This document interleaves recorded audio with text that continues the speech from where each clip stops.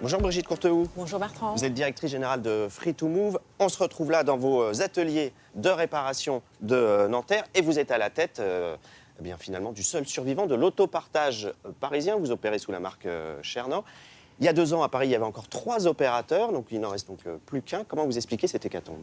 Écoutez, les opérations en libre service, effectivement, font preuve d'incivilité et c'est pour ça que la concurrence s'est arrêtée. Est-ce qu'il faut s'inquiéter aussi pour vous du coup? Parce qu'on le voit, il y a des réparations quand même tout autour de nous. Ce que nous faisons justement pour gérer les incivilités, c'est de beaucoup bouger les voitures, s'assurer qu'il n'y a pas de voitures qui restent en stationnement. Toute cette rigueur d'exécution nous permet aujourd'hui, petit à petit, d'aller vers le chemin justement de la rentabilité. Mais justement, est-ce que votre modèle économique est vraiment tenable avec des locations qui coûtent seulement 30 centimes, parfois même moins la minute? C'est parfois moins que les anciennes trottinettes ou que les vélos?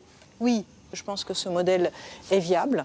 Alors, il est, bien sûr, vous avez raison que le sujet du pricing, quand vous avez une voiture, si c'est le même coût que la trottinette ou que le vélo, ce n'est pas viable. Donc, ça nécessite des augmentations de tarifs. Et une exécution des opérations nous permet aussi de trouver cette rentabilité. Question d'ailleurs, à quand une desserte de Paris et de la Petite Couronne? Parce qu'aujourd'hui, vos véhicules ne desservent même pas l'intégralité de la capitale. Vous m'avez posé une question extrêmement judicieuse tout à l'heure. Est-ce qu'on est capable d'être rentable et est-ce que c'est une solution pérenne? La façon que ces solutions soient pérennes, c'est d'optimiser nos coûts. Nous allons vers les zones où nous sommes sûrs qu'il va y avoir de l'usage et toute la journée. Donc à chaque fois qu'on ouvre, qu'on élargit une zone, on se pose la question de l'usage. S'il y a un usage par jour ou 2 usages par jour, ça ne va pas être intéressant. Si on pense qu'il y en a plus, oui, bien sûr, on va ouvrir. Alors, on l'a vu dans le reportage, il y a énormément de restructuration dans le secteur, en tout cas en ce moment à Paris. Pourquoi, selon vous, cette fragilité globale, alors que les clients, eux, sont bien là? La fragilité, elle est liée à cet usage très très fréquent.